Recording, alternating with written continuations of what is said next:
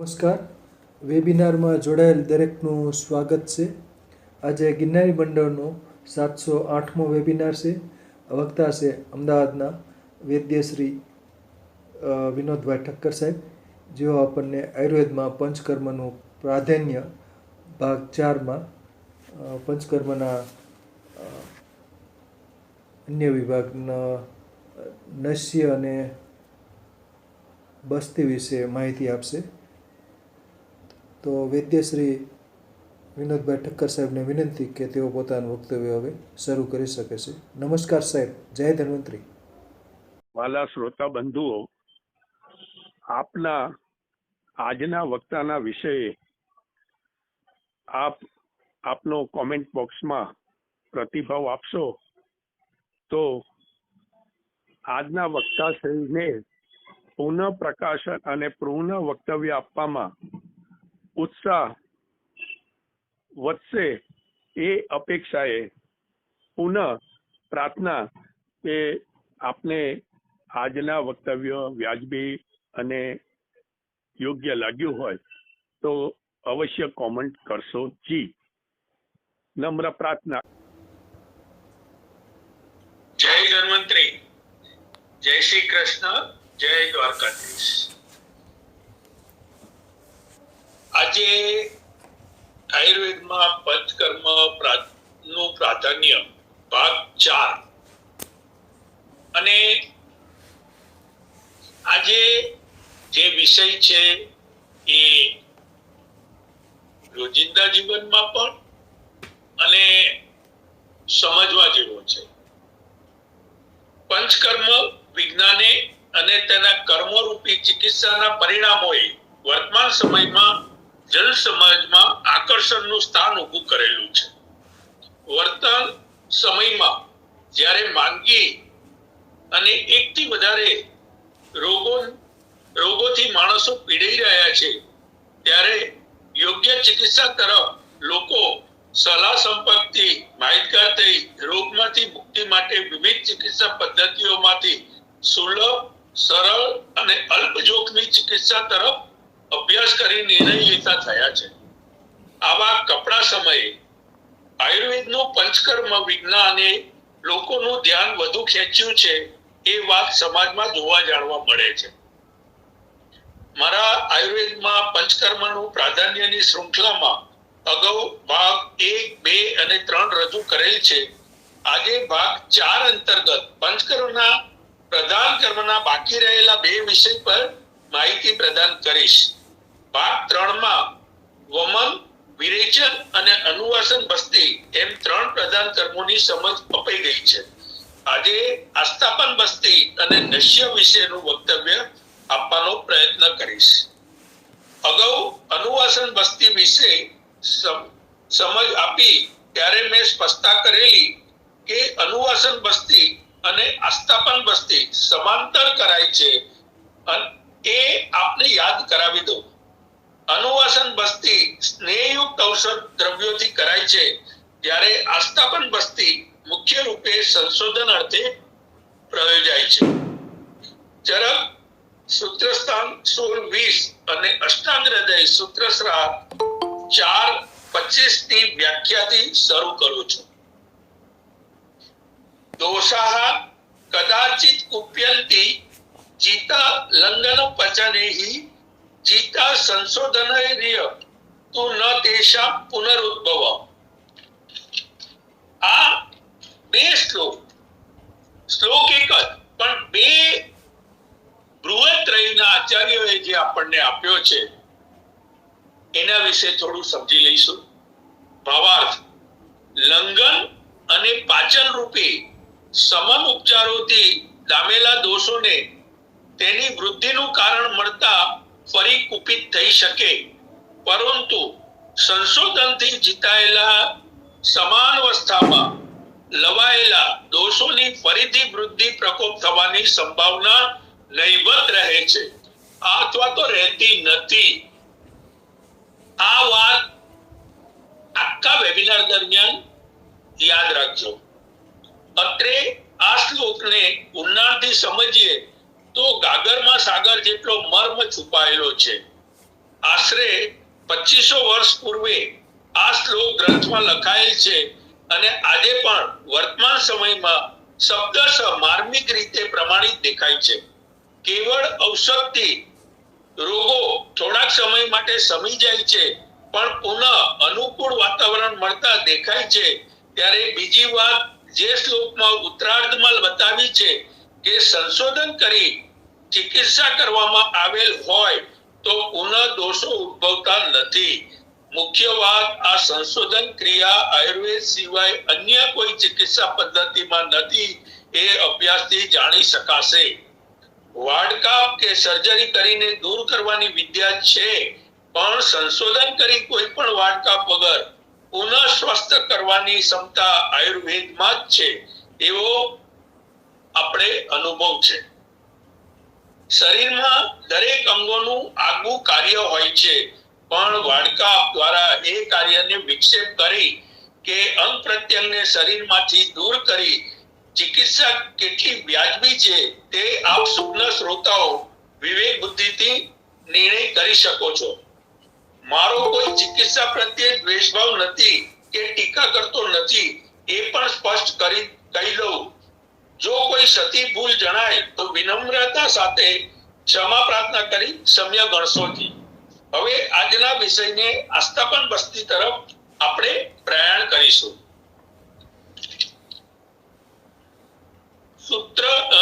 સુશ્રુત ચિકિત્સા સ્થાન 35:7 ના શ્લોકને સમજીએ. સદોષ નિરણાત શરીર દોષ હરણાત વા નિર્ભ વયઃ સ્થાપનાત આયુ સ્થાપનાત વા આસ્થાપનમ.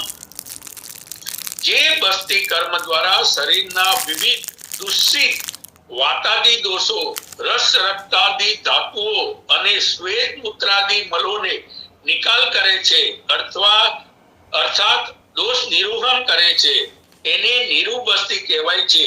વય અને આયુષ્યની વૃદ્ધિ કરી વધારે સમય ટકાવી રાખનાર હોવાથી એને આસ્થાપન બસ્તી પણ કહેવાય છે.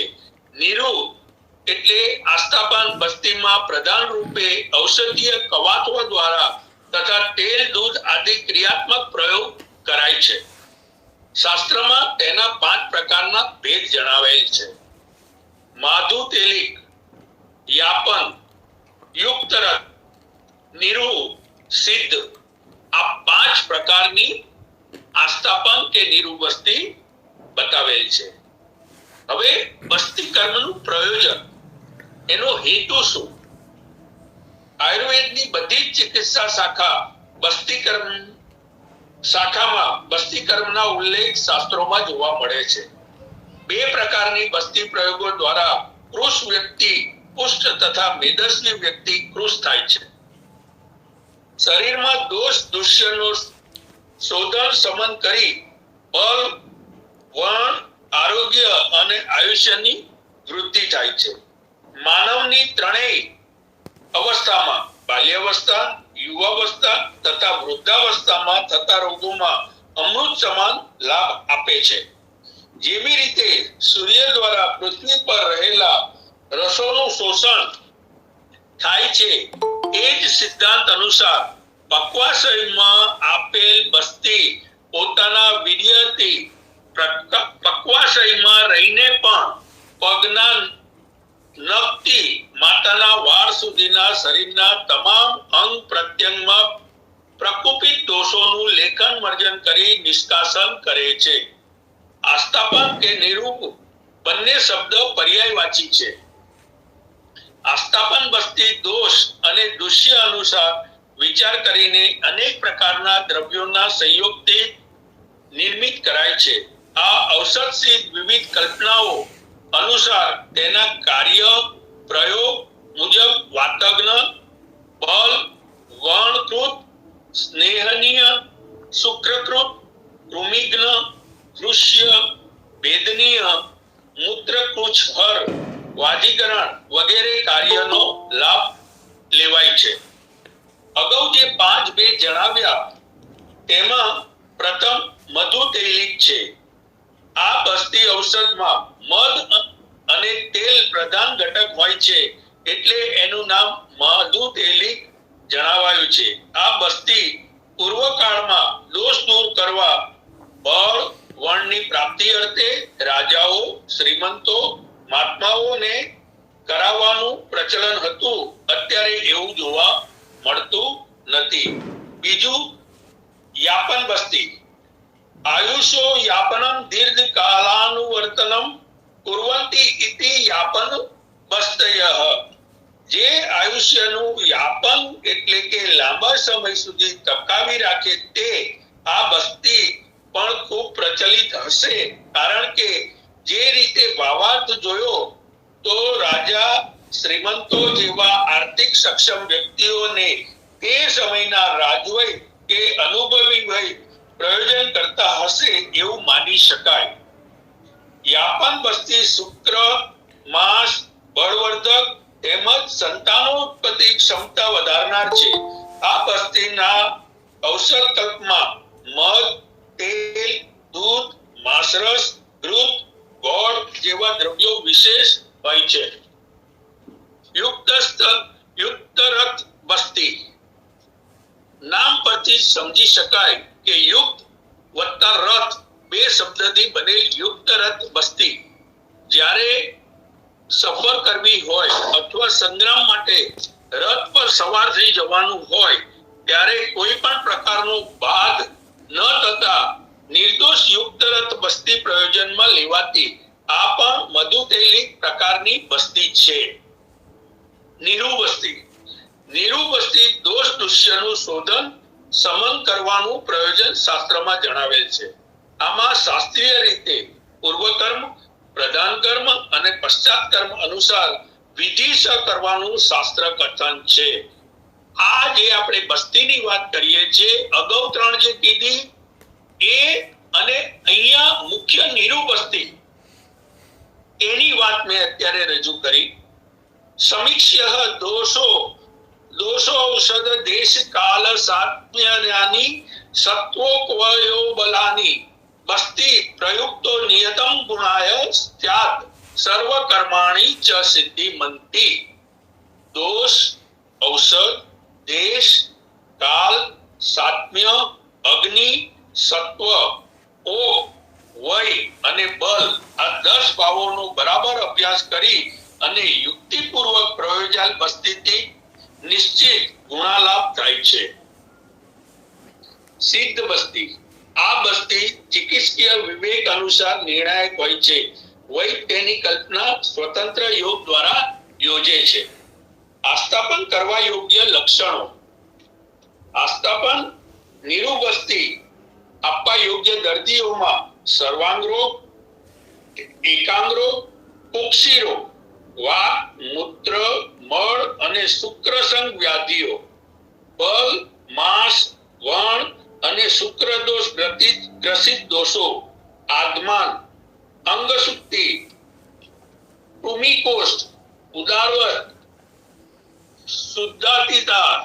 શુદ્ધાતિસાર, પર્વભેદ, અભિતાપ, પ્લીહાદોષ, ગુલ્મ, શૂલ, હૃદયરોગ, બગંદર, ઉન્માદ, જ્વર, બ્રધન, શીર અને કર્ણશૂલ, હૃદય, પાર્શ્વ, પૃષ્ઠ અને કટિગ્રહ, કંપ, આક્ષેપક, અંગ ગૌરવ, અતિ લાગ્વતા, રજક્ષય, વિષમાગ્નિ, સ્પીપ, જાનુ, જંગા, ઉરુ, ગુલ્ફ, પાસણી, પાની, પ્રપાત, કુણા, યોનિ, બાહુ, અંગુલી, સ્તન, દંત, નખ, પર્વ, અસ્થિ વગેરેમાં પીડા, જકડાહટ, આત્રમાં ગડગડાટ, પરિકર્તિકા, મહારોગાધ્યાયુક્ત વાત વ્યાધિઓ, તિમિર, જ્વર, પ્રતિશ્યાય, અધિમંત,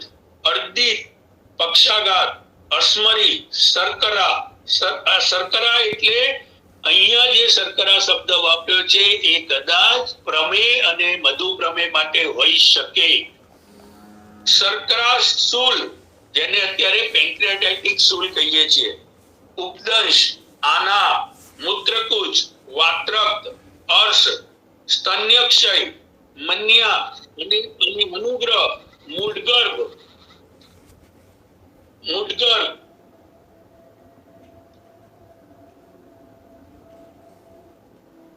અવાજ આવે છે? હેલો, હા આવે છે આવે છે આવે છે. સશબ્દયુક્ત દુર્ગંધયુક્ત મળ પ્રવૃત્તિ વગેરે રોગોમાં યોગ્ય નિર્ણય કરી વૈદ્યએ આસ્થાપન આપવી એવું શાસ્ત્રમાં જણાવાયું છે. આસ્થાપન અયોગ્ય: જે રોગી અજીર્ણ, અતિ સ્નિગ્ધ, સ્નેહપીત, ઉત્કૃષ્ટ દોષી, મંદાગ્નિ, દિનચર્યાથી થાકેલ, અતિ દુર્બળ, શુદ્ધા, તૃષા અને શ્રમથી પીડિત, અતિકૃશ, ખોરાક ખાધેલ, જલપાન કરેલ, વમન કરેલ, વિરેચન કરેલ, ત્વરિત એવું સમજવું. એટલે વમન અને વિરેચન કર્યા પછી જે વચ્ચે સમય અંતર મૂકેલી છે એની બદલે તાત્કાલિક કરવું, એને અયોગ્ય કહ્યું છે. નશ્ય કર્મ કરેલ, ક્રોધગ્રસ્ત, ભયગ્રસ્ત, મૂર્છિત, સતત શરદીગ્રસ્ત, સતત નિષ્ઠીવન, શ્વાસ, કાશ, હિક્કા, બધોદર, છિદ્રોદર, જળોદર, આદમન, અલસક, વિચૂષિકા, આમ પ્રજાતા, ગર્ભ શરણ કે પાત થયો હોય તેવી સ્ત્રી, આમતિસાર, મધુમેહ ગ્રસ્ત, ચર્મ વિકાર અને મહાકોષ્ઠ ગ્રસિત, ઉન્માદ, શોકગ્રસ્ત, અર્શ, પાંડુ, ભ્રમ, અરોચક, સ્થૌલ્ય, કંઠશોષ, શોથ, સપ્તશીર્ણ, 3 કે 4 માસની ગર્ભવતી, બાલ, વયોવૃદ્ધ, વાતરોગ સિવાય ક્ષીણ થયેલ, ગુદશોથ, અષ્ટમાસ ગર્ભવતી, અલ્પપુરુષ, સપ્તમાસ ગર્ભિણી વગેરે આસ્થાપન અયોગ્ય જણાવી છે. અત્રે સમજાવવાનું કે એક્યુટ સ્થિતિમાં અયોગ્ય જણાવાયું છે, પણ સામ નિરામ અને દોષ સમન બાદ તે યોગ્ય પણ થઈ શકે. હવે એક્યુટ નો અર્થ થાય નવા રોગની તીવ્ર અવસ્થા. એટલે જ આ અયોગ્ય શબ્દથી એવું ન માની લેવું કે આમાં નહીં, પણ અમુક સ્થિતિ દર્દીની એવી હોય તો એને સામ નિરામ અને દોષોનું શમન કર્યા બાદ યોગ્ય કરીને કરાય છે. અયોગ્ય સ્થિતિમાં જો પ્રયોજન કરવામાં આવે તો અનેક અન્ય વ્યાધિઓ જન્મી શકે, ઉપદ્રવ થઈ શકે એવો શાસ્ત્ર કથન છે. હવે થોડા શાસ્ત્ર સંમત કથનોથી સમજવાનો પ્રયત્ન કરીશું. અજીર્ણ, અતિ સ્નિગ્ધ અને સ્નેહપીતમાં આસ્થાપનથી દુષ્યોદર, મૂર્છા અને શોથ થાય છે. આ હું જે અત્યારે કહી રહ્યો છું એ અયોગ્ય સ્થિતિ અને એમાં કરવામાં આવતી ક્રિયાના પરિણામો અને એના ઉપદ્રવોની વાત છે. ઉત્કૃષ્ટ દોષ અને મંદાગ્નિમાં તીવ્ર અરુચિ થાય છે. થાકેલા, કૃશ, ભૂખ, તરસ અને શ્રમ પ્રેરિતમાં શોકથી વિકૃત થયેલ બસ્તીનું દેહનું શોષણ કરે છે. ખોરાક લીધેલો અને જલપાન કરેલાને વાત ઉત્કૃષ્ટ થઈને બસ્તીને ઉપર કે નીચે ધકેલીને ભયંકર વિકારો કરે છે. વમન વિરેચન ક્રિયા પશ્ચાત મનુષ્યના વૃક્ષ અને ખાલી શરીરને સખ્ત જખમમાં જેમ સાર પ્રયોગ બાળી નાખે તેમ નીરું બાળી નાખે છે. આ બહુ સમજવા માટે મેં ભારપૂર્વક અહીંયા આ વિષયને વણી લીધો છે. નશ્ય પશ્ચાત કર્મ કરવાથી મુખ વિપ્રંશ એટલે કે વાકું ચૂકું થાય છે. મત અને મૂર્છિતમાં સંજ્ઞાનાશ કરીને હૃદયોઘાત કરે છે. બસ્તી ક્રિયા નીચેના માર્ગે કરાતી હોવાથી સતત છર્દી એટલે ઉલટી, નિષ્ઠવર, શ્વાસ, કાશ, હિક્કા પીડિતના દોષોને ઉર્ધ્વગતિ વાયુ બસ્તીને ઉપર લઈ જાય છે. બધોદર, છિદ્રોદર, જલોદર અને આદમનમાં તીવ્ર આગમન કરીને પ્રાણનો નાશ કરી શકે છે. અલસક, વિસૂચિકા, આમ પ્રજાત અને આમ અતિસારમાં આમજન્ય દોષોની વૃદ્ધિ કરે છે. પ્રમેય, કુષ્ઠ અને અરોચકમાં જે તે રોગોની વૃદ્ધિ થાય છે. અર્શમાં ગુદા માર્ગ અવરોધને કારણે નીરુ બસ્તી પાછી ન આવતા પ્રાણનો નાશ કરે છે અને સ્નેહ બસ્તી અભિસંધાન કરીને આગમન કરે છે. ગર્ભવતીમાં ગર્ભને નુકસાન કે પાતક બનાવે છે. આટલી શાસ્ત્રમાંથી જાણવા જોગ માહિતીથી આપ સર્વને ધ્યાન આવશે કે અયોગ્ય એટલે કે આ દર્દીની ત્વરિત અને તીવ્ર કે ગંભીર સ્થિતિમાં, જેને અંગ્રેજીમાં એક્યુટ મેં કહ્યું, તે પરિસ્થિતિમાં ન કરવું એવી વિવેક બુદ્ધિથી સમજવું જોઈએ. એટલે કુશળ વય પહેલા દોષ સમન કરી પછી જ પંચકર્મ પ્રયોગ હાથ ધરે છે. આ ઉપરાંત પણ ઘણીવાર સ્નેહ અયોગ્ય કે નિરૂ અયોગ્યનો નિર્ણય પણ વૈદ પોતાના જ્ઞાનાભ્યાસ અનુભવ દ્વારા યુક્તિપૂર્વક કર્મ કરે છે. મારે તો ખાસ એટલું જ કહેવું છે કે શબ્દ ન પકડતા શબ્દમાં રહેલા મર્મને સમજવાનો પ્રયત્ન કરવું એ દરેક નિર્શીલ વિવેક બુદ્ધિને આભારી છે.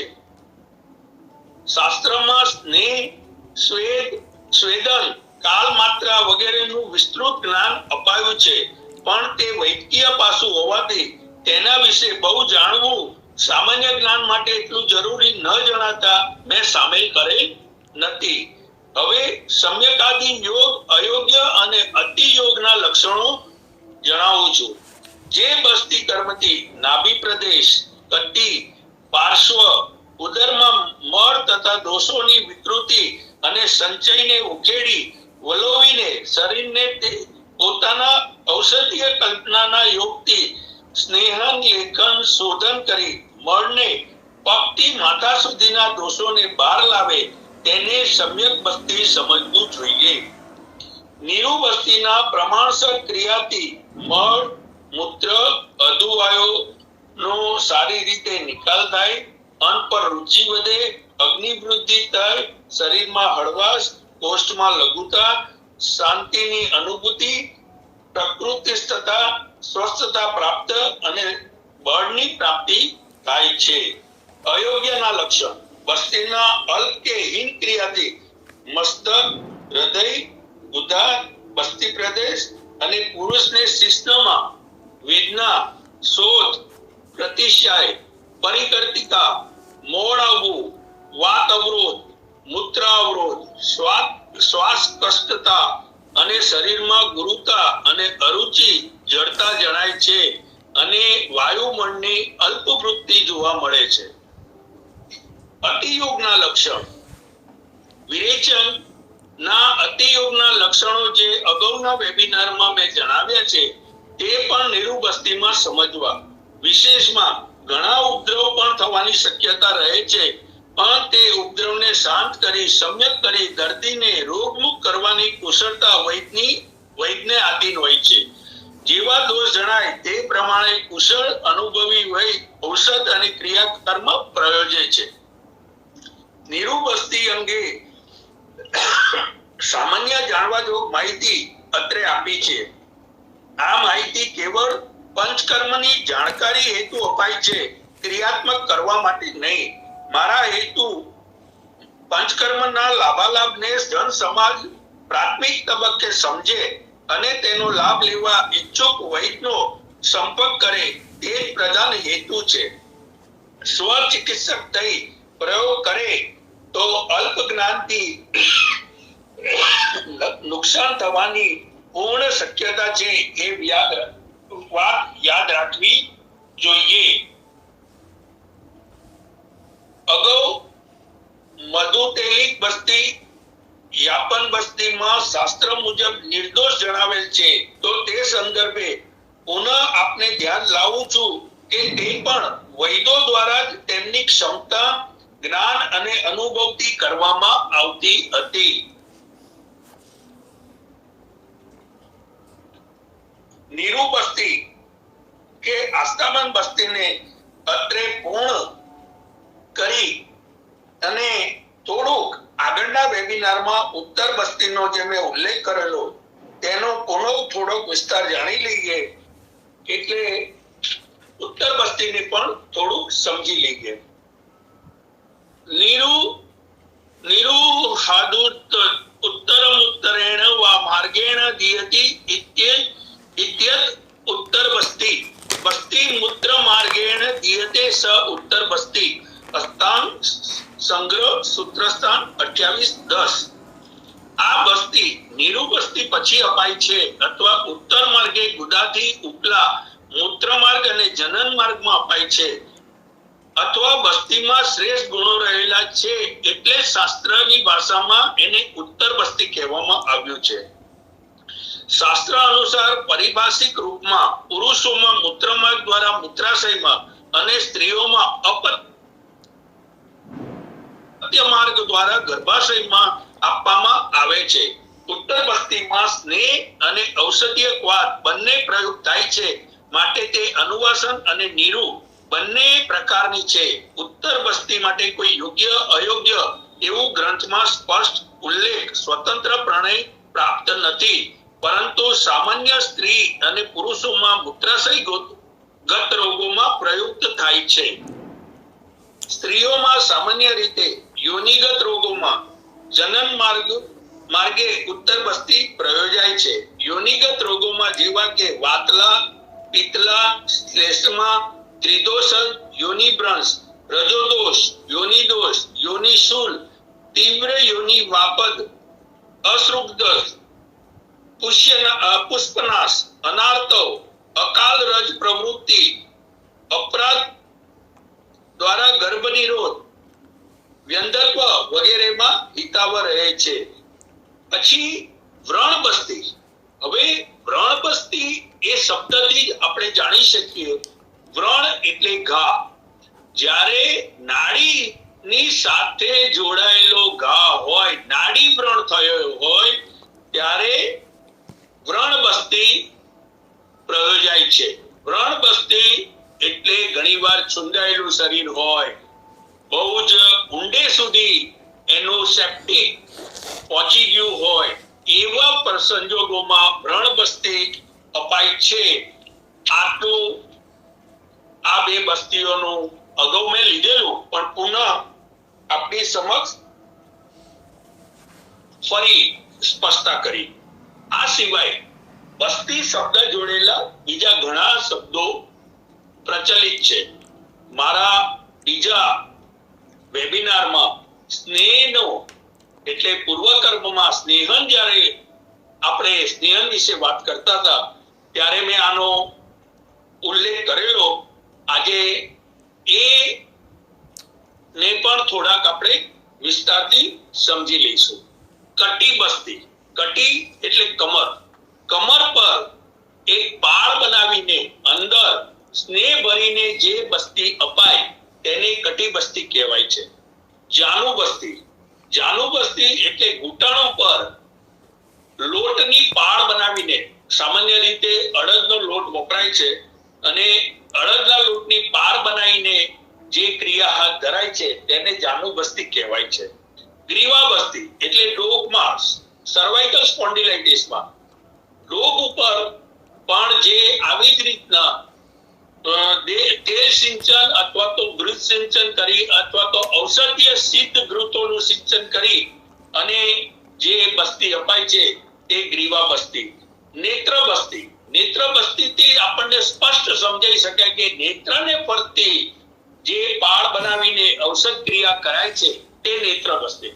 હવે આ બસ્તી શબ્દ એટલા માટે કે એ એક વિશિષ્ટ પ્રક્રિયા છે. બસ્તી શબ્દનો અર્થ મેં અનુવાસન બસ્તીનું કાલે જ્યારે લીધું હતું આગલા વેબિનારમાં, ત્યારે મેં એનો શબ્દશ ઉલ્લેખ કરીને બસ્તી શબ્દ કેવી રીતના આવ્યો એનો પણ આપણી સમક્ષ રજૂ કરેલું. હવે નશ્ય.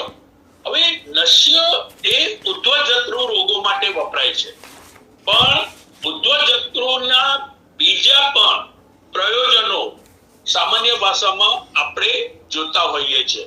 તો ઉદ્ધવજત્રુના એ બીજા જે છે એ પણ સ્નેહનનું, જ્યારે મેં બીજા વિભાગમાં ભાગ 2 માં જ્યારે સ્નેહન વિશે કર્યું હતું ત્યારે પણ મેં એનો ઉલ્લેખ કરેલો. તો આજે પુનઃ પહેલા એને સમજી લઈએ અને પછી નસ્ય ઉપર આપણે આગળ જઈશું. શિરોભ્યંગ એટલે માથા ઉપર તેલનું મર્દન કરવું અથવા ઔષધીય સિદ્ધ ઔષધનું મર્દન કરવું. શિરસ્વેક એટલે શિર પર શેક જેવું કરવું. શિર પીછું, હવે આ પીછું એટલે સામાન્ય ભાષામાં 4x4 ઇંચની રૂની થપ્પી બનાવી અથવા તો 2 કે 4 વડાનું કપડું જે ઔષધ પ્રયોગમાં લેવાનું હોય એમાં જબોળી ખાલી નિતારવાનું છે, નીચોવાનું નથી, અને નિતારીને માથા ઉપર ધરવામાં આવે એને શિરપીછું કહેવાય છે. શિરોબસ્તી, આ શિરોબસ્તી એ એક વિશિષ્ટ પ્રક્રિયા છે જે માથામાં ચામડામાં, પહેલા ચામડામાં બનતી હતી, અત્યારે આધુનિક જમાનામાં એવા મોલ્ડ આવે છે જે મોલ્ડના આધારે એ કાનની 2 ધાર ઉપર મૂકી અને એનું સંધાન કરીને અંદર 500 ગ્રામ જેવું ઔષધ ભરી અને દર્દીને બેસાડાય છે. એ અમુક પ્રકારના શિરોગત રોગો માટે એ બહુ કારગત પરિણામ આપે છે. આ શિરો અભ્યંગ અને શિરશેક, હવે શિરો ધારા એ આમાં પણ સમાવીને કહેવાયું છે. શિરોધારા એટલે કપાળ ઉપર મધ્ય, જેને આપણે આજ્ઞા ચક્ર કહીએ છીએ, ત્યાં આજ્ઞા ચક્ર ઉપર મહાદેવના મંદિરમાં જે રીતે દોણી મૂકીને જે ધાર થાય છે એવી રીતના હળવી ધાર કરીને સતત તેલનું સિંચન કરી આજ્ઞા ચક્રો ઉપર અને જે ક્રિયા ધરાય છે તેને શિરોધારા કહો, શિરો અભ્યંગ અને શિરશેક, આ બધાનું મિશ્રિત એ પ્રયોગ ગણાય છે. હવે નશ્ય તરફ આગળ વધીએ. રોજિંદા જીવનમાં સામાન્ય વ્યક્તિ પણ નાક દ્વારા તેલ, ઘૃત, ઔષધ પ્રયોગ કરી લાભ લેતા જોવા મળે છે અને સરળ રીતે કરતા હોય છે. આજે અત્રે શાસ્ત્રીય રીતે નશ્યને સમજવાનો પ્રયત્ન કરીશું.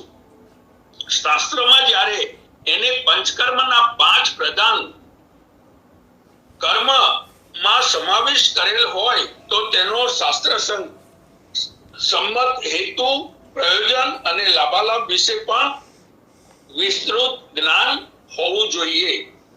ગીતાજીના 15મા અધ્યાયમાં પુરુષોત્તમ યોગમાં એક શ્લોક આવે છે. ઉર્ધ્વમૂલ અધશાખામ અશ્વત્થમ પ્રાયુર્વયમ છંદાસી યસ્ય પર્ણાની વ્યસ્તમ વેદ સ વેદિવત. જેના આદિ પુરુષ પરમાત્મા રૂપ મૂળ ઊંચે છે, જેના બ્રહ્મરૂપ શાખા અને પર્ણ વેદયુક્ત નો ધાર નીચે છે, એવા સંસારને અશ્વત્થ વૃક્ષ એટલે પીપળો કહેલ છે. તેને જે તત્વથી તે વેદના તાત્પર્યને જાણે તે પ્રથમ પુરુષોત્તમ પુરુષ કહી શકાય. આજે આ જ શ્લોક જેવો જ શ્લોક આયુર્વેદમાં અષ્ટાંગ સૂત્રસ્થાનમાં જોવા મળે છે. ઉદ્વજત્રુ વિકારેષુ વિશેષાન નશ્ય નિશ્યતે નાસાહી શીર્ષો દ્વારમ તેન તદ્વ્યાપ્ય હંતિતાન. પંચકર્મ અંતર્ગત 5 પ્રધાન કર્મમાં નશ્ય કર્મનો સમાવેશ કરેલ છે. ઉદ્વજત્રુગત વિકારોમાં વમન દ્વારા શોધન કર્યા પશ્ચાત નશ્ય કર્મ મુકેલ છે. તે બહુ તાર્કિક રીતે સમજવા જેવું છે.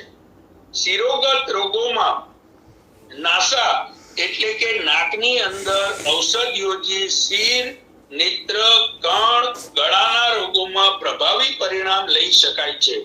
નાસા એટલે કે નાકની રચના બહારથી જેટલી સહજ સરળ દેખાય છે તેના કરતા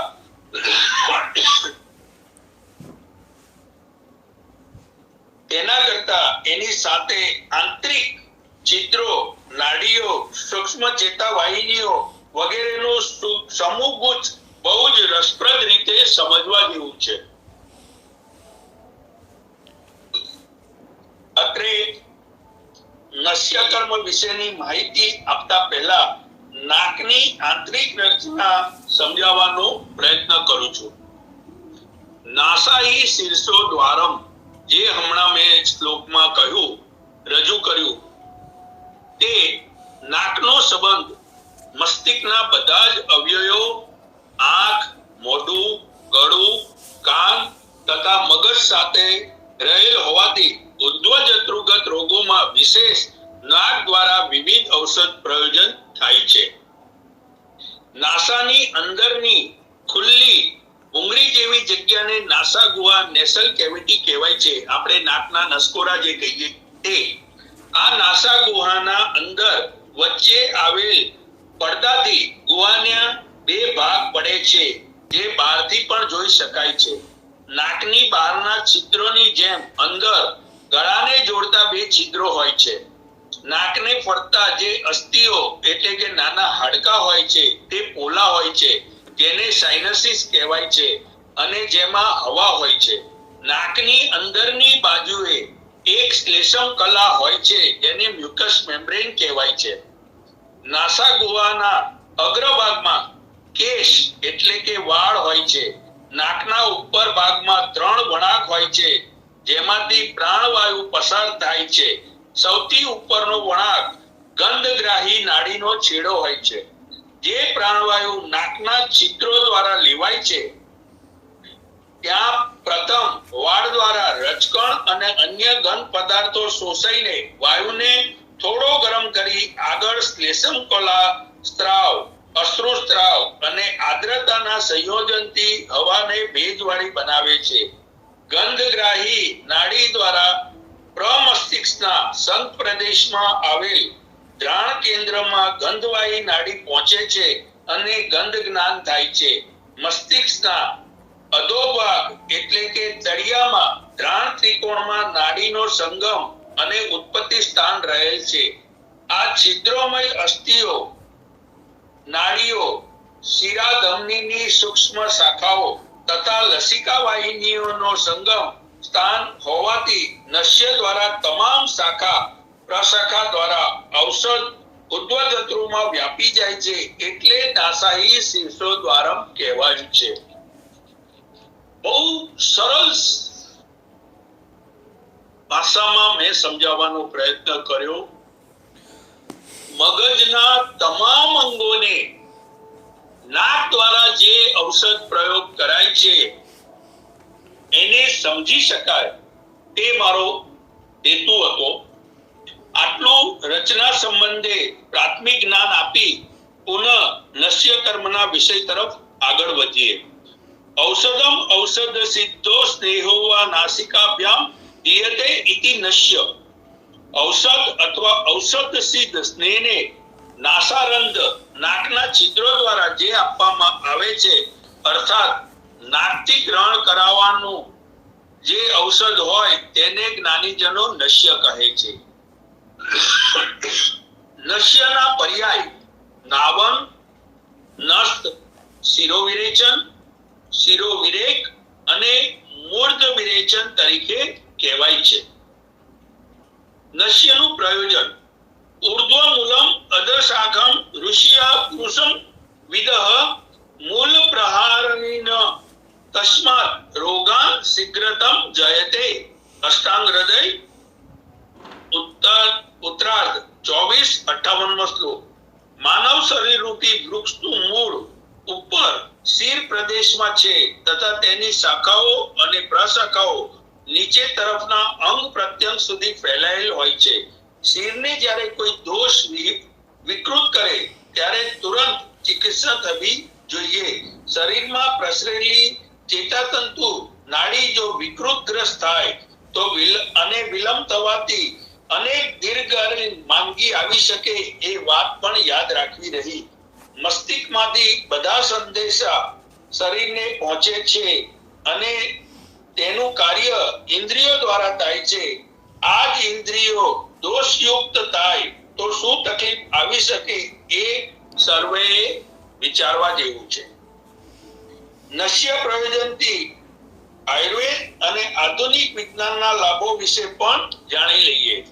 શોધન નશ્ય દ્વારા ઉદ્વજત્રુ અવયવોમાં પ્રધાન કફજન્ય વ્યાધિઓ જેવી કે માથું ભારે થવું, કૃમિ, ગાંઠ, અનિદ્રા, અવરોધજન્ય, શિરશૂલ વગેરે રોગો પર નિયંત્રણ થાય છે. સ્નેહનશ્ય પ્રયોગથી વાત પિત્ત પ્રધાન રોગોનું શમન તથા બ્રોહણ થાય છે. ઔપિત્નશ્ય દુર્બળ અને ક્ષીણ રોગીઓ પર રક્ત તથા પિત્તના રોગો મનોવિકાર પર કારાગત રહે છે. આયુર્વેદ શાસ્ત્રમાં કહેવાયું છે કે નાક દ્વારા અપાતું નશ્ય શૃંગાટક શિર મર્મ સુધી પહોંચી અને શિરના સમગ્ર ભાગમાં પહોંચી કાર્ય કરે છે. સુશ્રુતનું ચિકિત્સા સ્થાનના 40-27 નો શ્લોક લાઘવમ શિરસઃ શુદ્ધિ સ્ત્રોતસઃ વ્યાધિ નિર્જય ચિતેન્દ્રિય પ્રસાદશ્ચ શિરસઃ શુદ્ધિ લક્ષણમ અને એની સાથે લાઘવમ શિરસો યોગ સુખ સ્વપ્ન પ્રબોધનમ વિકારોપશમ શુદ્ધિરાન્દ્રિયાણામ મનઃસુખમ આ બે શ્લોકો સાથે છે. આ બંને શ્લોકનો અર્થ શોધન નશ્ય દ્વારા શિરના છિદ્રો અને તર્પક કફના સ્થાન પર વિકૃત દોષોને ચલિત કરી નાક દ્વારા બહાર કાઢી ઇન્દ્રિયોને શુદ્ધિ કરે છે. પાછળથી સમન અને બૃહણ નશ્યના પ્રયોગથી શિરનું તર્પણ થાય છે. આમ નશ્ય દ્વારા શિરની લાઘવતા, સુખ નિદ્રા, મન પ્રફુલ્લિત થવું તથા ઇન્દ્રિયોમાં સ્નેહ દ્વારા ભ્રુવણ તથા ઉદ્વજત્રુગત રોગોનું શમન થાય છે. પ્રયોજન વિશે આટલી જાણવા જોગ માહિતી આપી નશ્યના પ્રકાર, યોગ્ય, અયોગ્ય અને અન્ય માહિતી તરફ આગળ વધીએ. નશ્યના પંચવિધ ભેદ બતાવેલ છે અને તેમાં પણ પેટા ભેદો પણ હોય છે. 5 મુખ્યત્વે નશ્ય ચરક અનુસાર નાવન, ઔપીડ, માપન, ધૂમ, પ્રતિમર્શ. સુશ્રુત અનુસાર સુશ્રુતે પહેલા 2 ભાગ મુખ્ય બતાવ્યા, શિરોવિરેચન અને સ્નેહન, અને એના પાછા પેટા વિભાગ નશ્ય, શિરોવિરેચન, પ્રતિમર્શ, ઔપીડ અને પ્રધમન. નાવન નશ્ય સ્નેહયુક્ત પીછું એટલે રૂનું પૂમડું બોળીને નાકમાં ટીપા પાડવામાં આવે તે નાવનનો પર્યાય સ્નેહિક નશ્ય પણ પ્રયુક્ત છે. ઔપીડ નશ્ય શિરોવિરેચનના કલ્કાદી દ્રવ્યોને નીચોવીને નાસિકા દ્વારા જે અપાય તે ઔપીડ નશ્ય. નાપન પ્રધમન નશ્ય શિરોવિરેચનના દ્રવ્યોના ચૂર્ણ એક લઘુ વેગ જેવડી લાંબી 2 મુખવાળી નળીમાં ભરી નાસિકાના છિદ્રોમાં રાખી ફૂંક મારી આપવામાં આવે તે દ્વાપન અને પ્રધમન નશ્ય પર્યાયવાચી શબ્દ છે. ધૂમ નશ્ય ઔષધિ સિદ્ધ ધૂમ યોગો નાસિકા દ્વારા ખેંચીને લેવામાં આવે તેને ધૂમ નશ્ય ઓળખાય છે. અહીંયા આપણે ધૂમ એટલે ધૂણી એટલે ચલમ, ભૂંગળી કે સિગરેટ જેવું બનાવી અને નાક દ્વારા એને લેવાની ક્રિયા એ ધૂમ નશ્ય. મર્શ પ્રતિમર્શ નશ્ય જેમાં સ્નેહ પુષ્કળ હોય અર્થાત હીન, મધ્યમ અને ઉત્તમ ક્રમશઃ 6, 8 અને 10 બિંદુ માત્રા હોય તેને મર્શ કહેવાય છે. અને જેમાં સ્વલ્પ માત્રા એટલે કે 2 બિંદુ સ્નેહની માત્રા હોય તેને પ્રતિમર્શ નશ્ય કહેવાય છે. આચાર્ય ચરકે આશ્રય ભેદથી ફૂલ, પત્ર, મૂળ, કંદ, પુષ્પ, નિર્યાસ એટલે ગુંદર જેવું અને ત્વક એ 7 ભેદ બતાવેલ છે. ફૂલ નશ્ય, અપામાર્ગ, પીપર, મરી, વિડંગ, સીગરું વગેરે ફૂલ નશ્ય. પત્ર નશ્ય, તુલસી, ગરમાળો, હળદર, આદુ, મૂળા, લસણ વગેરેના પત્રો સ્વરસ. મૂળ નશ્ય, અર્ક, કટ, વજ, અપામાર્ગ, બ્રાહ્મી અને અતિવિષ. કંદ નશ્ય, હળદર, આદુ, મૂળા, લસણ. પુષ્પ નશ્ય, લોદર, મીંડળ, સપ્તપર્ણ, લીમડો અને અર્ક. નિર્યાસ નશ્ય, દેવદાર, અગરુ, આસન અને હિંગ. ત્વક નશ્ય, તજ, ઇંગોરિયું, સરગવો, બોરીંગણી.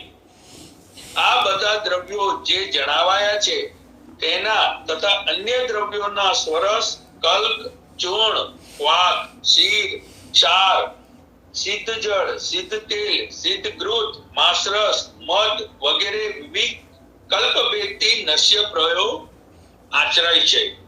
સ્નેહ નશ્યમાં તલ તેલ, ગોઘૃત, દુગ્ધ વગેરે પ્રયોજનમાં લેવાય છે. માત્રા વિચાર.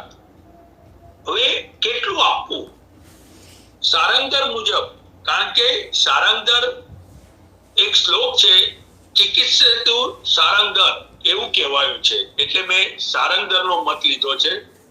તીક્ષ્ણ ઔષધ 1 શાણ એટલે 24 રત્તી. ચૂર્ણ અને દ્રવ 8 બિંદુ. હિંગ અને યવ એટલે જવ જેને કહીએ અડધી રત્તી. સિંધવ 1 માસા 6 રત્તી. શીર 8 શાણ એટલે 64 બિંદુ. મધુર દ્રવ્ય દાડમ શર્કરાદિ 1 તોલો.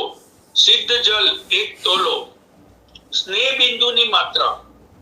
સમસ્નેહ હસ્વ, હસ્વ એટલે સૌથી ઓછી માત્રા 8. મધ્યમ 16, ઉત્તમ 32. શોધન નશ્ય, શોધન સ્નેહ હસ્વ 8, મધ્યમ 12, ઉત્તમ 16. ઔપીડન હસ્વ 4, મધ્યમ 6, ઉત્તમ 8. મર્ષ હસ્વ 6, મધ્યમ 8, ઉત્તમ 10. પ્રતિમર્ષ બધું 2 બુંદ. અત્રેને શાસ્ત્ર મુજબ માત્ર કેવળ જ્ઞાન અને જાણકારી હેતુથી જણાવાયું છે. પ્રયોગ વૈદ ચિકિત્સક પાસે જ તેમના જ્ઞાન, અનુભવ અને દોષ દુષ્ય નક્કી કરી કરાવવા જોઈએ. આ ઔષધીય પ્રયોગો છે, તેમાં ઘણા નિર્ણાયક પરિબળો પણ જોડાયેલા હોય છે, એ વાત સર્વેએ ધ્યાન રાખવી. ઉપર આગળ જણાવેલ દ્રવ્યોની માત્રા ઘણી અતિ પણ છે, તે દર્દીની સ્થિતિ આધારિત વૈદ પ્રયોજે છે એવું શાસ્ત્ર સૂચન સમજવું જોઈએ. હવે કઈ ઉંમરનાને નશ્ય કરી શકાય? વય 7 વર્ષથી નાના અને 80 વર્ષથી વધુ ઉંમરના વયના વ્યક્તિને નશ્ય ન કરવાનું શાસ્ત્રમાં જણાવાયું છે. ધૂમ નશ્ય એટલે ધુમાડાથી જે લઈએ છે તે. ધૂમ નશ્ય પણ 12 વર્ષથી નાની ઉંમરના બાળકને ન કરવું અને એ પછીની ઉંમરનાને કરવું. પણ અહીંયા 12 પણ કદાચ થોડીક વધારે સમજવામાં મારી ભૂલ થતી હોય ત્યારે પણ થોડુંક એના વિકાસને અવરોધ થાય, એટલે પુખ્ત ઉંમર જે 18 બતાવી છે એવું માનીને સમજવું જોઈએ. પ્રતિમર્ષ નશ્ય દોષ, વ્યાધિ અને શરીર બળને ધ્યાનમાં લઈ કોઈ પણ વયમાં કરી શકાય એવો શાસ્ત્ર મત છે. કાળ એટલે ક્યારે કરવું? દિવસે, રાત્રિ, ઋતુ, પંચકર્મોત્તર એટલે પંચકર્મ કરાયા પછી, અને અવધિ પણ શાસ્ત્રમાં વિસ્તૃત રીતે જણાવાય છે. અવધિ સંદર્ભે 7 દિવસની મર્યાદા પણ જણાવાયેલી છે. નશ્ય કરવા યોગ્ય શિરસ્તંભ, દંતસ્તંભ, મન્યાસ્તંભ, ગલગ્રહ, અનુગ્રહ, પીનસ, ગલસુંડિકા, ગલસાલુક, નેત્રગત શુક્રોગ, તિમિર, વર્તમ રોગ, વ્યંગ, ઉપજીવિકા, અધાર્વ ભેદ, ગ્રીવા ભેદ, સુખ, મુખ, નાસિકા, કણ, નેત્ર, મસ્તક, કપાલ અને શિરોરોગ પીડિત, અર્ધિક પીડિત, અપતંત્રક, અપતાનક, ગલગંડ, દંતશૂલ, દંતહર્ષ, દંતચલન, દાંત હલવા, નેત્રગત, અક્ષિરાજી રોગ, અર્બુદ, સ્વરભેદ, વાતગ્રહ, ગદગદ, શરીરનો ઉપરનો ભાગ ખોટો પડી જવો. આ ગદગદ એટલે જે બોલવામાં સ્પષ્ટ ન બોલતા હોય એ. ઉદ્ધ્વજત્રુગત વાત વિકારો વગેરે યોગ્ય ગણવા. શિરો વિરેચન અને સ્નેહ નશ્ય વૈદના નિર્ણય પર નિર્ભર રહે છે. નશ્ય અયોગ્ય, અજીર્ણ, ખોરાક ખાધેલ, સ્નેહ, મદ્ય અને જળપાન કરેલ કે પીવાની ઈચ્છાવાળા, શિર સ્નાન કરેલ કે સ્નાન કરવાની ઈચ્છાવાળા, શુદ્ધા, તૃષા અને શ્રમ પીડિત, મૂર્છિત, શસ્ત્ર લાગેલ, દંડ લાગેલ, મૈથુન, વ્યાયામ અને મદ્યપાનથી થાકેલ, નવજ્વર, શોથથી સંતપ્ત, વિરેચન અને અનુવાસન ક્રિયા પામેલ, ગર્ભિણી, નવપ્રતિશ્યાય, અપરતિત, ગર્ભવિષ્ટિ પીડિત, ક્રોધથી સંતાપ, બાલ, 7 વર્ષથી નાના, વૃદ્ધ, વેગાવરોધિત, રક્તસ્રાવ થયેલ, વમન કરેલ, સુતિકા, શ્વાસઘ્રાસ ગ્રસિત અને ઋતુગત કાળ અનુસાર ને નશ્ય ન કરવું શાસ્ત્રમાં જણાવાયું છે. હવે આ અયોગ્ય, જેમ અગાઉમાં પણ જે મેં બસ્તીમાં કીધું હતું, એ જે તે તીવ્ર સ્થિતિની વાત છે. એની અંદર પરિવર્તન લઈ અને પાછળથી કરી શકાય. અયોગ્યમાં કરવાથી નીચેના લક્ષણો જોવા મળે છે. અજીર્ણ અને ખોરાક લીધેલને દોષો ઉત્કલેશ થઈ સ્ત્રોતાવૃત કરીને કાશ, શ્વાસ, છર્દી, અગ્નિમાંદ્ય અને પ્રતિશ્યાય કરે છે. સ્નેહ, મધ અને જલપાન કરેલા તેમજ ઈચ્છુકમાં મુખ, નાસા અને નેત્રમાંથી સ્ત્રાવ, તિમિર રોગ એટલે આંખના રોગો અને શિરોરોગ કરે છે. શિર સ્નાન કરેલાને શિર, નેત્ર, કર્ણશૂલ થવું, કંઠરોગ, પીનસ, અનુ અને મન્યસ્તંભ, અર્ધિત અને શિર કંપ થાય છે, પાર્કિન્સન. નશ્ય બાદ સ્નાન કરવાથી શિરમાં જકડાહટ, અરુચિ અને પીનસ થાય છે. શુદ્ધા, તૃષ્ણા અને શ્રમ પીડિતને ક્રમે વાત પ્રકોપ, તૃષા વૃદ્ધિ અને મુખ શોષ અને શ્રમ પીડિતમાં વેદના થાય છે. મૈથુન, વ્યાયામ અને મદ્યપાનથી થાકેલામાં શિર, સ્કંદ, નેત્ર અને ઉર્સુલ થાય છે. નવજ્વર, શોક અને ક્રોધ સંતપ્ત માં તિમિર અને જ્વર ઉત્પન્ન કરે છે. વિરેચન પામેલામાં વાયુ ઇન્દ્રિયોનો નાશ કરે છે. અનુવાસન પામેલામાં કફ પ્રકોપ થઈ શિરો ગૌરવ, ખંજવાળ અને કૃમિ રોગ થાય છે. ગર્ભિણીમાં ગર્ભનો અવરોધ કરે છે. ગર્ભના બાળમાં વિકૃતિ જન્માવે છે અને સંતાન ખોડ કાપણ વાળું, વિકલાંગ, અપસ્માર કે ઉન્માદ યુક્ત જન્મે છે. નવ પ્રતિશ્યાયથી પીડિત સ્ત્રોતાવરોધ થવાથી દુષ્ટ પ્રતિશ્યાયમાં કેશપતન, કૃમિ, કંડુ અને વિચર્ચકા થાય છે. સુતિકા અને રક્તસ્રાવ પીડિત રોગમાં ક્ષીણતા, મોડ અને અગ્નિ, મલમૂત્ર વેગાવરોધને વ્યાધિમાં વૃદ્ધિ થાય છે. વમન ક્રિયા કરેલ રોગીમાં શ્વાસ, કાશ, સ્વરનાશ, ઇન્દ્રિય ક્ષીણ, માથું ભારે, કંડુ અને કૃમિ ઉત્પન્ન કરે છે. કાળનો સમ્યક વિચાર ન કરીને નશ્ય કરાય તો સિદ્ધદોષ, પુતિનશ્ય, શિરોરોગ, શિરોરુજા, વેપતુ, સ્તબ્ધતા, તાલુપાક, નેત્રકંડુ, મન્યાસ્તંભ, કંઠરોગ અને અરુણસિકા વગેરે થાય છે. હવે નશ્યના યોગ્ય અયોગ્ય લક્ષણો. જો યોગ્ય નશ્ય થયું હોય, સમ્યક ક્રિયાથી શિરમાં લઘુતા, સુપ્રત નિદ્રા, વિકારોની શાંતિ, ઇન્દ્રિયોની નિર્મળતા અને મનમાં સુખ અનુભવાય છે. શ્વસન ક્રિયા સરળ થાય છે, છીંક આવે અને શિર પીડાનો નાશ થાય છે. શોધન નશ્યથી નેત્રમાં લઘુતા અને સ્વરમાં બળ વૃદ્ધિ થાય છે. હિમયોગ વાત વિકૃતિની વૃદ્ધિ, ઇન્દ્રિયોમાં રૂક્ષતા, દોષ વૃદ્ધિ, નેત્રમાં સ્તબ્ધતા, મુખ નાસાશોષ, શિર શૂન્યતા થાય છે. વિરેચન કર્મહીન થવાથી, એટલે શિરોવિરેચન ની વાત કરું છું. અહીંયા નશ્ય દ્વારા શિરોવિરેચન ની વાત કરું છું. વિરેચન કર્મહીન થવાથી કંડુ, કફ, ઉપલેપ, ભારેપણું, સ્ત્રોતર, નાસા, મુખ અને નેત્રમાંથી કફનો સ્ત્રાવ થાય છે. અતિયોગના લક્ષણ.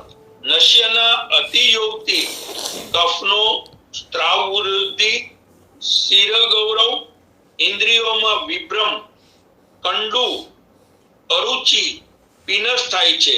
વિરેચનના અતિયોગથી વાત પ્રકોપ, ઇન્દ્રિયોનો વિભ્રમ, શિરમાં શૂન્યતા, શરીરાગ ક્ષમતા, દુર્બળપણું થાય છે. આસ્થાપન અને નશ્યના આજના વિષયની જાણવા જોગ માહિતી અત્રે રજૂ કરી છે. શ્રોતાગણને નમ્ર અરજ કે આ માત્ર પંચકર્મ સંબંધિત પ્રાથમિક અને સમજવા જોગ માહિતી છે, ક્રિયાત્મક કરવા નથી. વૈદનો સંપર્ક કરીને ક્રિયા તરફ વિચારવું જોઈએ. મારા જ્ઞાન અભ્યાસ, અવલોકન, મનોમંથન અને અનુભવથી એટલું જરૂર કહીશ કે આયુર્વેદમાં વાડકાપ વગર સુગ્ન વૈદ દ્વારા રોગમાં લાભ થઈ શકે. નિર્ણય, અભ્યાસ અને વિવેક બુદ્ધિ ગમ્ય દરેકની સ્વતંત્રતા છે. વક્તવ્યમાં કોઈ ક્ષતિ કે વિપરીત કથન કહેવાયું હોય તો ક્ષમા પ્રાર્થના કરી અત્રેના આજના વેબિનારને વિરામ આપું છું. અસ્તુ. જય ધન્વંતરી. જય ધન્વંતરી. ખૂબ ખૂબ આભાર વૈદ્ય શ્રી વિનોદભાઈ ઠક્કર સાહેબનો, જેમણે આજે બસ્તીમાં આસ્થાપન બસ્તી અને બસ્તીના વિવિધ પ્રકારો વિશે માહિતી આપી.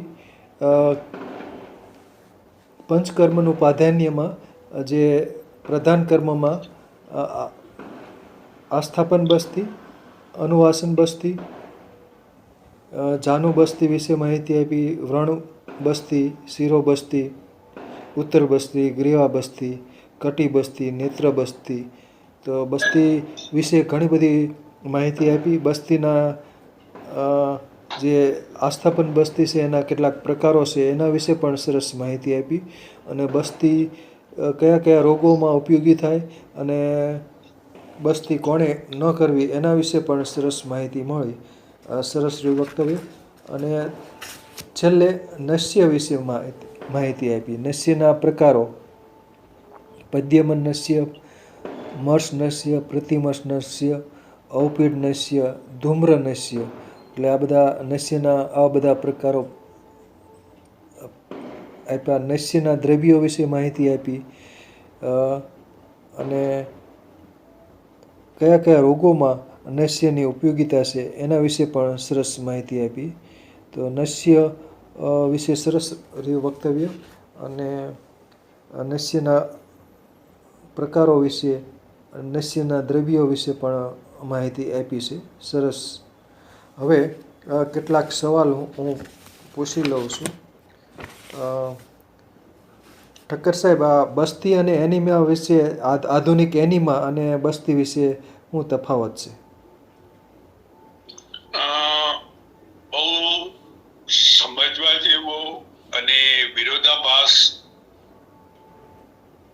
થાય એવો પ્રશ્ન આપે મૂક્યો છે. બસ્તી, જેમ આપણે કહ્યું એમ, અનુવાસન સ્નિગ્ધ દ્રવ્યો સાથે સ્નેહ દ્વારા અને આસ્થાપન કે નિરૂબસ્તી ઔષધ દ્રવ્યો દ્વારા. એના લાભાલાભ પણ આપણે જોયા કે છેક પગના નખથી માંડીને માથાના વાળ સુધી એ શોષાઈને કામ કરે છે.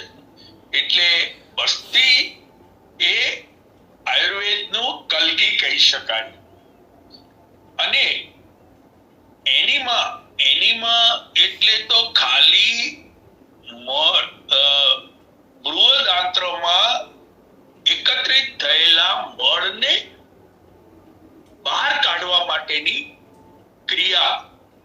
ઘણીવાર એનીમા ઉપયોગી થાય છે, ઘણાને સપોર્ટરી એટલે મેડિકલ સાયન્સમાં તૈયાર કેપ્સ્યુલ જેવું આવે છે, એ કેપ્સ્યુલ પ્રવેશાવીને લાભ અપાય છે.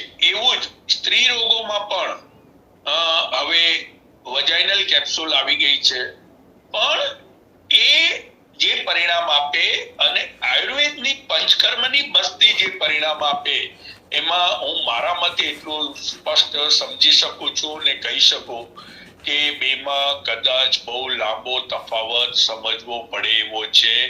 અને એનીમાં એ મેં કહ્યું એમ ફક્ત ગ્રથિત મળને બહાર કાઢવાની ક્રિયા છે, જ્યારે બસ્તી એ શોધન કરીને પુનઃ ઉદ્ભવ ન થાય એ પ્રકારની ક્રિયા છે. અસ્તુ.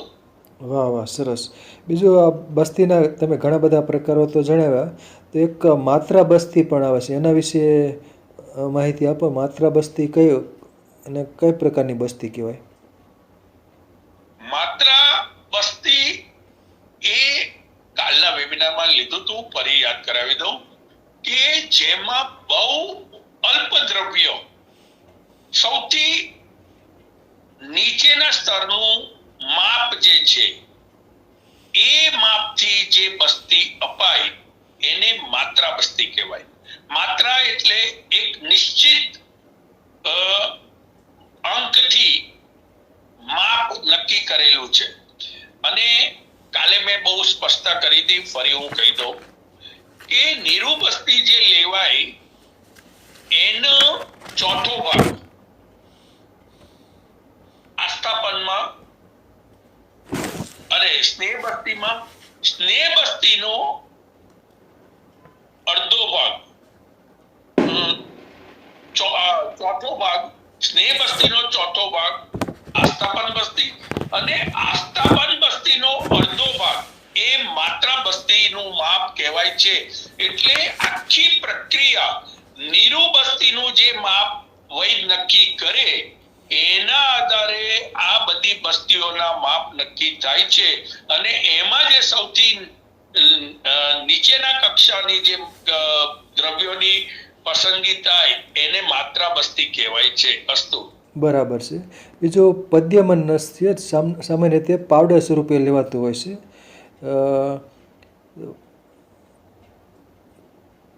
તો પાવડર સ્વરૂપે લેવાય છે, તો આ છીકણી છે એ એક પ્રકારનું નશ્ય ગણાય. છીકણી કેટલાક મહિલાઓ સૂંઘતી હોય છે, છીકણી.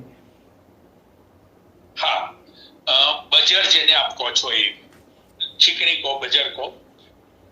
હવે આ નશ્ય કહી શકાય, પણ એ જે એનું કાર્ય છે એ ઔષધીય કાર્ય નથી. એનાથી મગજની અંદર એક ઉત્કલેશ થઈ અને થોડુંક એનાથી મગજને થોડુંક આમ ઉત્તેજના મળતી હોય એટલે બજર વપરાય અથવા છીકણી વપરાય, પણ એ ઔષધીય ગુણ ધરાવતી નથી. અને એ જે માત્રા બે આંગળીની વચ્ચે ચપટી જેને કહીએ, એ ચપટી નાકની પાસે લઈ જઈને ઊંડો શ્વાસ કરીને ખેંચી અને અંદર લેવાય છે. એટલે આમ તો એ જે તમે કીધું એમ નશ્યનો પ્રકાર કહેવાય, પણ ઔષધીય પ્રયોગ રીતે નહીં. બરાબર બરાબર. એટલે વ્યસન સ્વરૂપે છીકણી ઊંઘવી એટલે વ્યસન જ છે ને, એક પ્રકારનું વ્યસન જ ને સાહેબ. અને એનાથી ચેતાકોષોને નુકસાન થાય છે એ બહુ સ્પષ્ટ શાસ્ત્ર કહે છે. પણ હવે જે તે સમયે આમાં ઘણીવાર આપણે આયુર્વેદને અને જે તે પરિસ્થિતિને થોડુંક સમજવાનો પ્રયત્ન કરવો જોઈએ.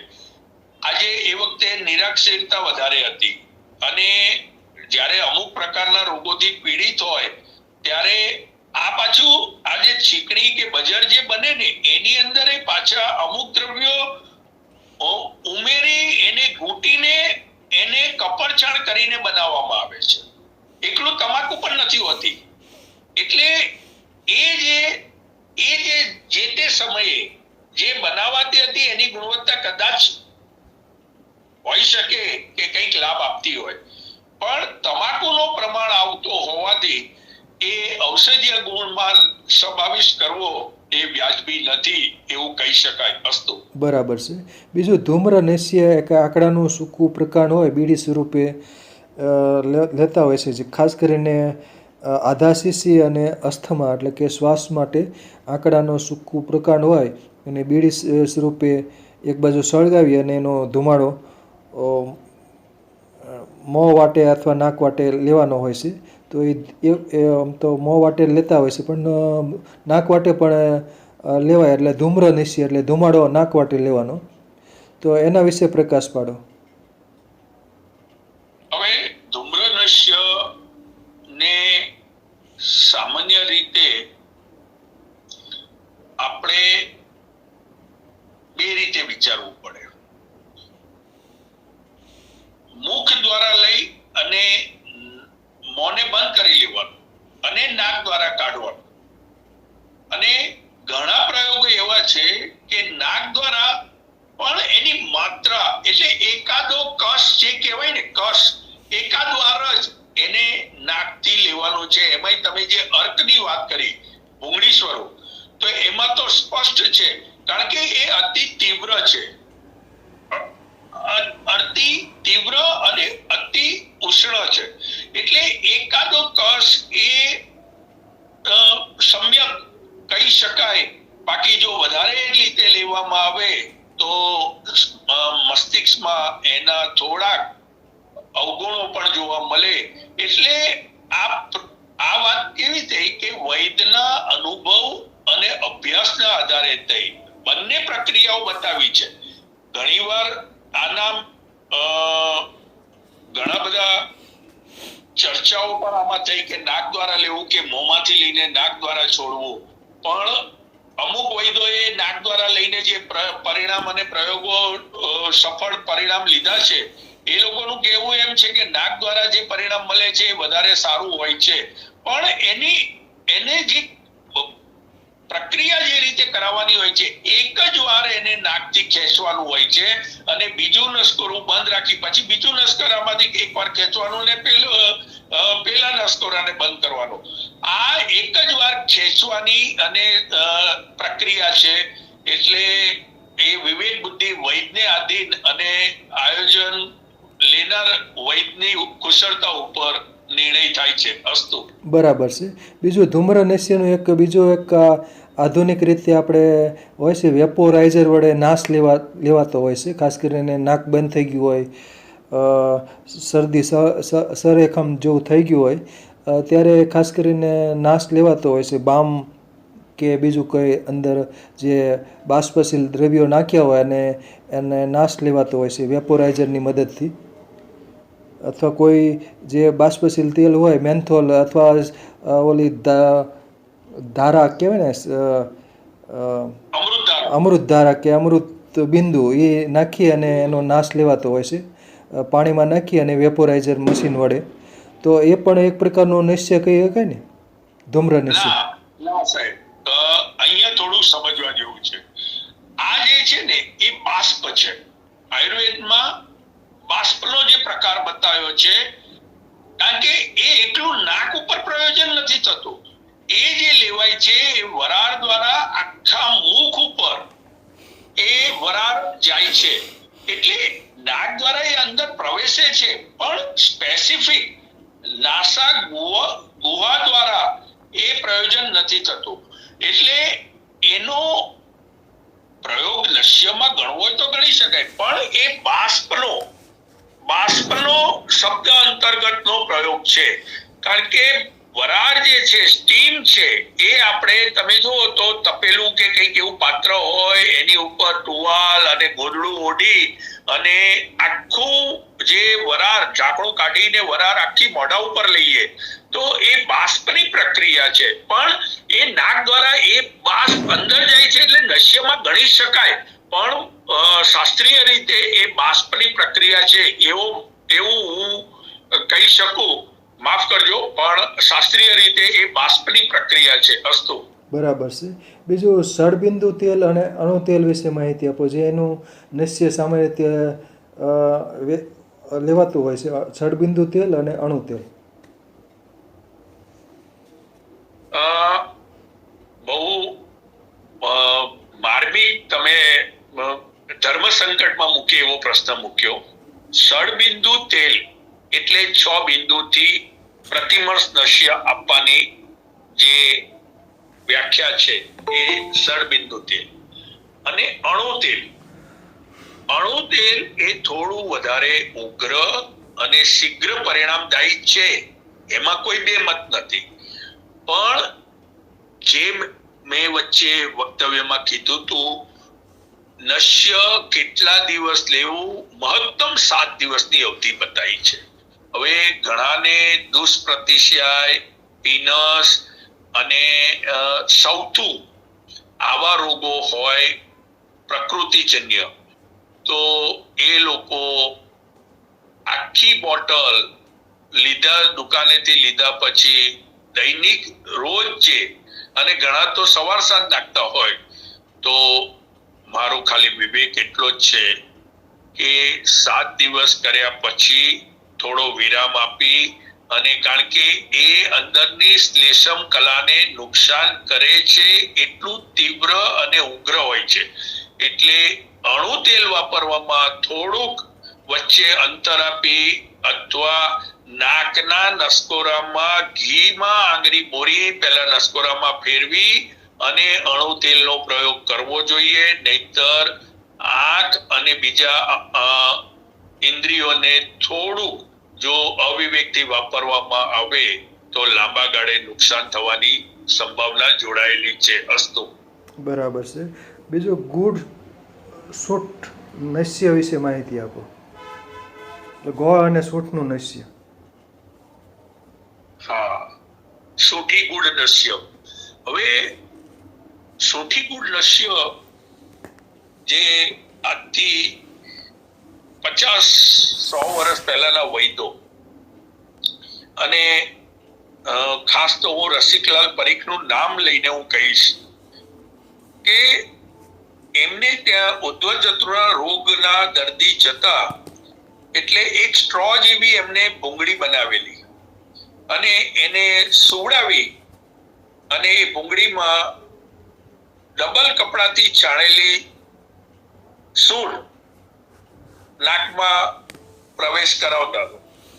અને આ ગુડી સૂંઢ જે છે એ પહેલાના વૈદો બહુ પ્રયોગ કરતા, કારણ કે એ સૂંઠની તીવ્રતાને ગોળના સ્નેહની સાથે વાપરતા હતા, એટલે ફાયદો પણ થાય અને અંદરની શ્લેષમ કલાને નુકસાન ન થાય, એ હેતુથી સૂઠી ગુડ નશ્ય પ્રયોજાતું હતું.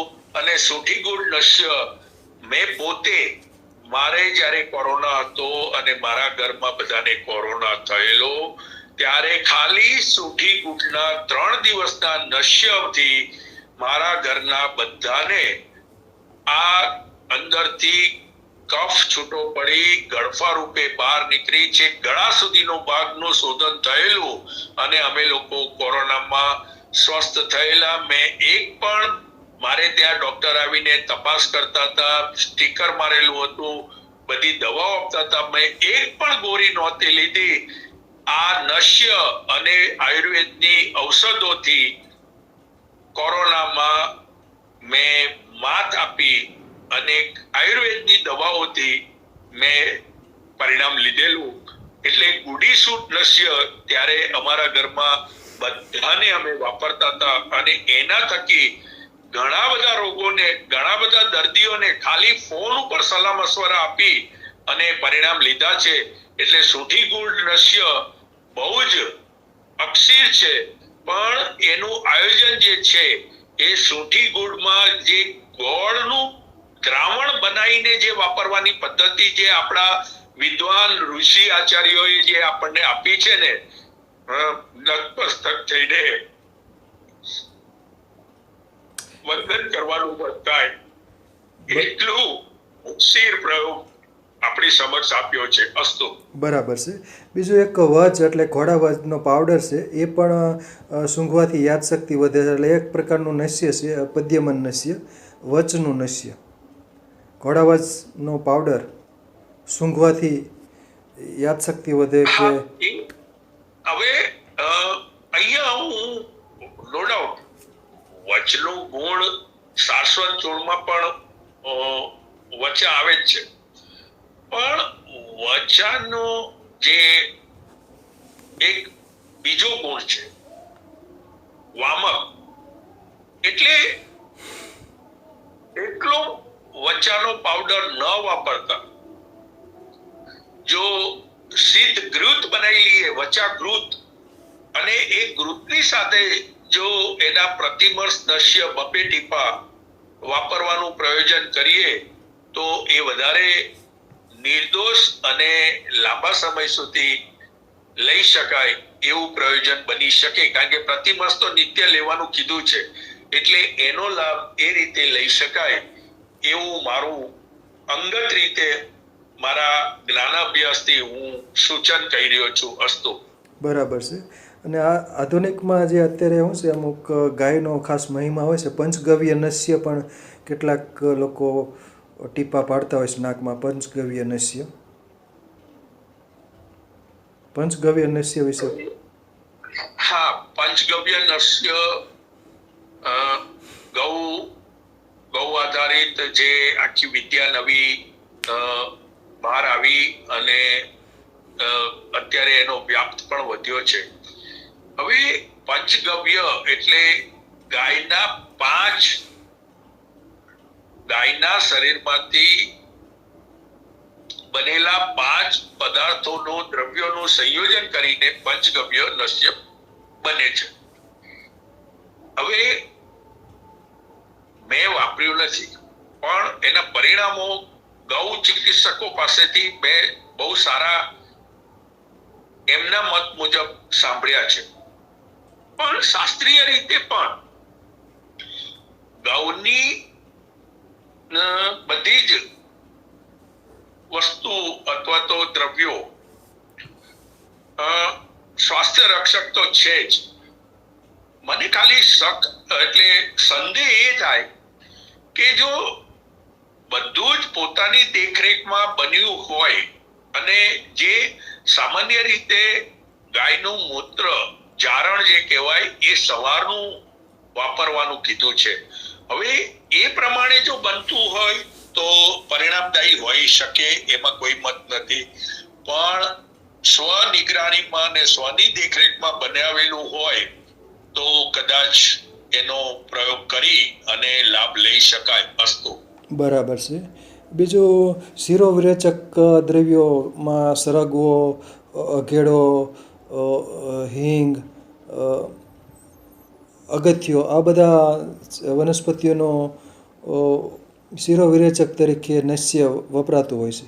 એના વિશે પ્રકાશ પાડો. સરગવો, અઘેડો ખાસ કરીને.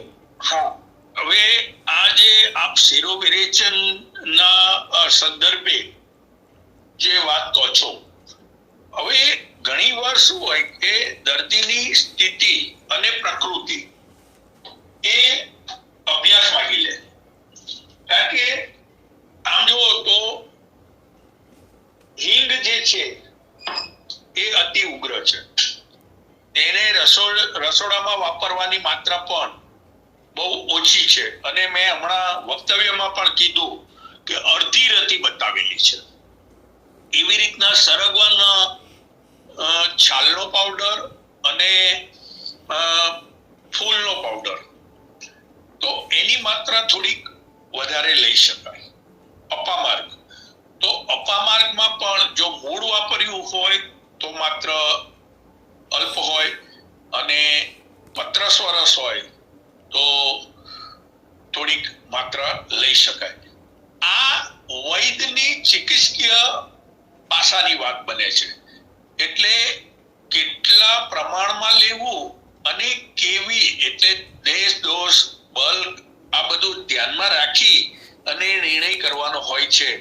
એટલે બધા પ્રયોગો શિરોવિરેચનમાં કામ કરે જ અને સારા કરે, પણ પ્રકૃતિ, ઋતુ અને દર્દીની સ્થિતિ એના ઉપર કયું ઔષધ પ્રયોજનમાં લેવું એ વૈદ્યનો સ્વતંત્ર નિર્ણય હોય છે. એટલું કહી વિરામ લઈશ. અસ્તુ. બરાબર છે. હવે છેલ્લો એક પ્રશ્ન મહત્વનો છે. ખાસ કરીને કેટલાક વેદરાજ કુકડવેલના ફળનું નશ્ય વાપરતા હોય છે, તો એના વિશે પ્રકાશ પાડો. કુકડવેલના ફળનું નશ્ય ખાસ કરીને કમળાની સારવાર માટે વાપરતા હોય છે અમુક વેદરાજ. હા, એટલે જો કમળામાંથી કમળીની સ્થિતિ થાય ત્યારે લગભગ એનું પ્રયોજન વધારે કરતા હોય છે.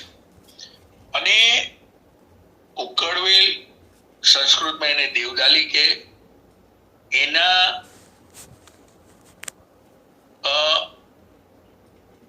પાણીમાં વિલીન કરીને એને ડાયલ્યુટ કરીને એના ટીપા વાપરવાના કીધા છે. એનાથી અનુભવ્યું છે, પ્રયોગ કરેલો છે. નાકમાંથી પિત્તનો સ્ત્રાવ વાટકી ભરાય એટલો નીકળે છે, પણ મેં કહ્યું એમ ડાયલ્યુટ કરીને વાપરવાનું કીધું છે. એટલે ડાયલ્યુટ કેટલું કરવું અને એની માત્રા કે આટલી જ માત્રા એને ઉપયોગી થશે એ નક્કી કરવું એ પણ એક અનુભવ સિદ્ધ વાત છે. બાકી દેવદાલીનું ફળના સ્વરસનું, એટલે હિમફાટ જેને કહેવાય, એનું જો નશ્ય લેવામાં આવે તો કમળા પછીની કમળી વાળી સ્થિતિમાંથી પણ પેશન્ટને રાહત કરી શકાય. હું એવું નથી કહેતો કે 100% કરી શકાય, એમાં પણ સ્ટેજ હોય છે. તો જ્યાં એ સ્ટેજ પ્રમાણે એને લાભ આપીને એને કંઈક આપણે જીવનદાન ના કહી શકીએ, આપણે જીવનદાતા નથી, પણ એને લાભ આપીને એને સ્વસ્થ તરફ અથવા તો એને થોડીક રાહત કરી શકાય એવું થાય અને પછી ઔષધીય પ્રયોગથી એને પાછા વાળીએ એવા કિસ્સાઓ જોયા છે અને પરિણામ લેવાયા છે. એટલે દેવદાલીના નશ્યમાં ખાસ એની જે દ્રાવણ બનાવવાનું હોય છે એ દ્રાવણની અંદર એનું ડાયલ્યુશન કેટલું કરીએ છીએ એ બહુ અગત્યનું છે. અસ્તુ. બરાબર છે. બીજું ત્રિકટુ નશ્ય તરીકે વપરાય છે. ત્રિકટુ સૂંઠ મરીને ત્રિકટુ વાપરી શકાય, પણ જો દર્દીની શારીરિક ક્ષમતા અને બહુ જ અતિ કફગ્રસ્ત હોય અને એવું હોય, કફગ્રસ્ત એકલું નહીં, એને માથાની અંદર કફ આપણને ખ્યાલ આવે એનામાં મૂળતા હોય, જડતા હોય એવી સ્થિતિ હોય, માંડ બોલતો હોય ને એવું બધું જ્યારે કફનું હોય, વેદના પણ હોય, તો એમાં માત્રા નક્કી કરી અને લાભ લઈ શકાય. કારણ કે પીપરનો પ્રયોગ પણ બતાવ્યો છે, મરીચનો પણ આપણે સ્વતંત્ર પ્રયોગ બતાવ્યો છે અને સૂંઠનો પણ સ્વતંત્ર પ્રયોગ બતાવ્યો છે. તો આ ત્રણેય વસ્તુ જો સ્વતંત્રમાં વાપરવાની કીધી હોય તો એનું મિશ્ર પણ વાપરી શકાય એવું આપણે વિવેક બુદ્ધિથી નક્કી કરીને પ્રયોગ લઈ શકાય. કારણ કે શાસ્ત્રમાં આ બધા જ નશ્યના અલગ અલગ દ્રવ્યો બતાવ્યા છે, તો પછી એના સંયોજનથી પણ લાભ લઈ શકાય, પણ એની માત્રા નક્કી કરવી એ સ્થિતિ, પ્રકૃતિને એને ધ્યાનમાં રાખીને નક્કી થતી હોય એવું માનવું પડે. અસ્તુ. બરાબર. અને છેલ્લે સૂંઠ અને ઘીનું નશ્ય, એના વિશે પ્રકાશ પાડો. સૂંઠ અને ઘી. હવે જેવી રીતના સૂઠી ગુળનું નશ્ય કીધું એવી રીતના સૂંઠ અને ઘીનું નશ્ય. હવે આ બેમાં ફરક શું? વાયુજન્ય રોગમાં સૂંઠ અને ગુડી એટલે ગુડ સૂંઠી નશ્ય સૂંઠી ગુડ નશ્ય કામ કરે, અને પિત્તજન્યમાં ઘૃત સાથે સૂંઠ વાપરીએ તો વધારે પરિણામદાયી થાય.